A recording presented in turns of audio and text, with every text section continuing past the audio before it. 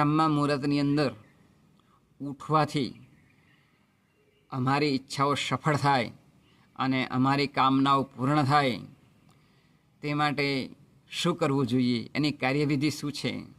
ત્યારે આ જે પુલસ્ત્ય ઋષિ હતા એમણે કહ્યું કે બેટા, રાત્રિ દરમિયાનના 4 કાળ હોય છે. એની અંદર જે પ્રથમ કાળ હોય છે એને રુદ્રકાળ કહેવામાં આવે છે. એ કાળ રાત્રે 6 વાગ્યાથી 9 વાગ્યા સુધીનો હોય છે. એને રુદ્રકાળ કહેવામાં આવે છે. રાત્રે 9થી 12 વાગ્યાના સમયને એ રાક્ષસ કાળ કહેવામાં આવે છે.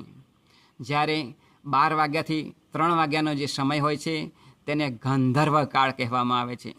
અને સવારનો 3 વાગ્યાથી તે 5 વાગ્યાનો સમય હોય એને મનોહર કાળ કહેવામાં આવે છે, અથવા તો બ્રહ્મ મુહૂર્ત કહેવામાં